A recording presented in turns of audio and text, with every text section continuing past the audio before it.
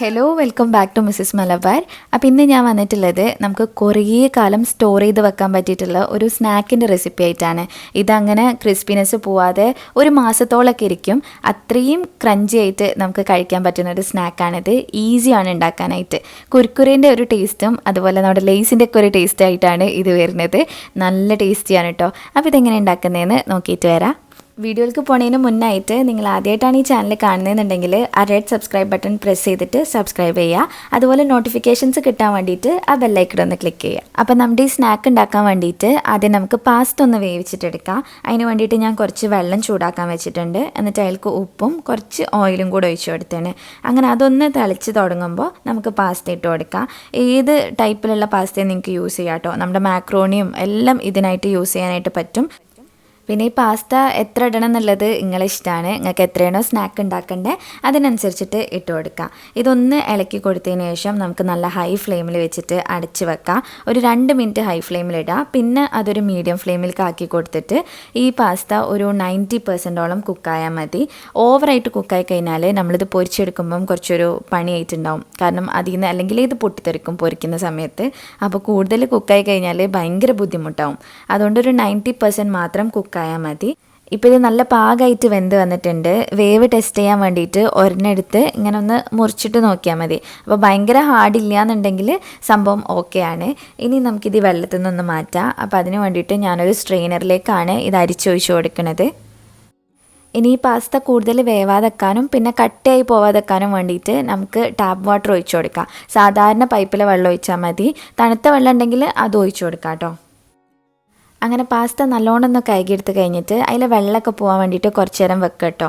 വെള്ളമൊക്കെ പോയി കഴിഞ്ഞാൽ നമുക്കിതൊരു പാത്രത്തിലേക്ക് ഇട്ട് കൊടുക്കാം. ഇനി നമുക്കിതിലേക്ക് 2 ടേബിൾ സ്പൂൺ കോൺഫ്ലോറോ അല്ലെങ്കിൽ മൈദപ്പൊടിയോ അല്ലാന്നുണ്ടെങ്കിൽ അരിപ്പൊടിയോ ചേർത്ത് കൊടുക്കാം. ഈ മൂന്നും നമുക്കിതിൽക്കായിട്ട് യൂസ് ചെയ്യാനായിട്ട് പറ്റും. പിന്നെ അതിൻ്റെ അളവിലും വ്യത്യാസം ഉണ്ടാവും കേട്ടോ. നമ്മളിപ്പോൾ കൂടുതൽ പാസ്ത എടുത്തിക്കുകയാണെന്നുണ്ടെങ്കിൽ ഒരു 3 ടേബിൾ സ്പൂണൊക്കെ വേണ്ടി വരും. അല്ലാന്നുണ്ടെങ്കിൽ 2 ടേബിൾ സ്പൂൺ പാകമാണ്. കോൺഫ്ലോർ ഇട്ടതിന് ശേഷം പാസ്തൻ്റെ എല്ലാ സൈഡിലും ഈ പൊടിയാവാൻ വേണ്ടിയിട്ട് നല്ലോണം ഒന്ന് മിക്സ് ആക്കി കൊടുക്കാം. ഇനി നമുക്കിത് പൊരിക്കാൻ വേണ്ടി ഒരു പാൻ ചൂടാക്കിയിട്ട് അതിലേക്ക് ഓയിൽ ഒഴിച്ചു കൊടുക്കാം. ഓയിൽ ചൂടായതിന് ശേഷം നമ്മൾ പാസ്ത ഓരോന്നോരോന്നായിട്ട് ഒന്നൊന്നിനെ തൊടാതെ വേണം ഇട്ട് കൊടുക്കാൻ.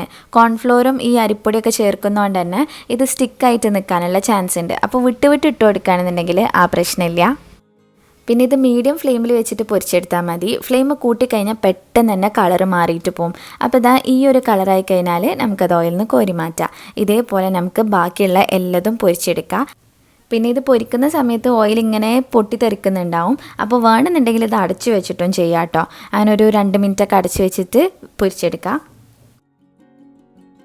അങ്ങനെ ഞാനിപ്പോൾ പാസ്ത മുഴുവനും പൊരിച്ചെടുത്തിട്ട് ഒരു പ്ലേറ്റിലേക്ക് കോരി മാറ്റുകയാണ്.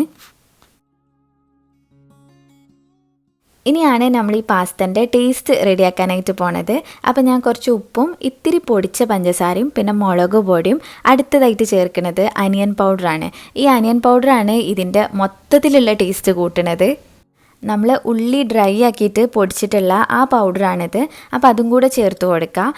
ഇപ്പം ഞാൻ മുളക് പൊടി ചേർത്തിട്ടില്ല എന്നുണ്ടെങ്കിൽ ശരിക്കും നമ്മൾ ആ പച്ചലേസ് ഉണ്ടല്ലോ അതിൻ്റെ ടേസ്റ്റാണ് ഇതിന് കിട്ടുക കേട്ടോ. ഞാൻ കുറച്ചൊരു കളറും കൂടെ ആയിക്കോട്ടെ വിചാരിച്ചിട്ടാണ് മുളക് പൊടി ചേർത്തിട്ടുള്ളത്. ഇനി നമ്മൾ പൊരിച്ച് വെച്ചിട്ടുള്ള പാസ്തയിലേക്ക് ഈ ഒരു മിക്സ് കുറച്ചായിട്ട് ഇട്ടിട്ട് നല്ലോണം മിക്സ് ആക്കിയിട്ട് കൊടുക്കുക. ഇത്തിരി ഇട്ടിട്ട് ചെയ്താൽ മതി. എല്ലാം കൂടെ ഒരുമിച്ചിടണ്ട. ആവശ്യത്തിന് ഇട്ട് കൊടുത്താൽ മതി. അങ്ങനെ ഇപ്പോൾ നമ്മുടെ മാക്രോണി കുർക്കുറെ റെഡി ആയിട്ടുണ്ട്. നല്ല ടേസ്റ്റ് ഉണ്ടായിന് കേട്ടോ കഴിക്കാൻ. പ്രത്യേകിച്ച് മയണൈസിൻ്റെ കൂടെ. മയണൈസും കെച്ചപ്പൊക്കെ കൂട്ടി കഴിക്കാൻ അടിപൊളിയാണ്. കുറേ ഇരുന്ന് കഴിച്ചു പോവും. അതിങ്ങനെ പോണ വഴി അറിയില്ല എന്ന് പറയില്ലേ, അത്രയും ടേസ്റ്റ് ഉണ്ടായിരുന്നു. എല്ലാവർക്കും ഇഷ്ടമായി. അപ്പോൾ നിങ്ങളൊന്ന് ട്രൈ ചെയ്ത് നോക്കുക. എന്നിട്ട് ഫീഡ്ബാക്ക് അറിയിക്കണം. പിന്നെ ഞാൻ ഇതിൻ്റെ ക്രഞ്ചിനെസ് കാണിക്കാൻ വേണ്ടിയിട്ട് സൗണ്ട് റെക്കോർഡ് ചെയ്തിട്ടുണ്ട്. അതും കൂടെ കാണിച്ചു തരാം.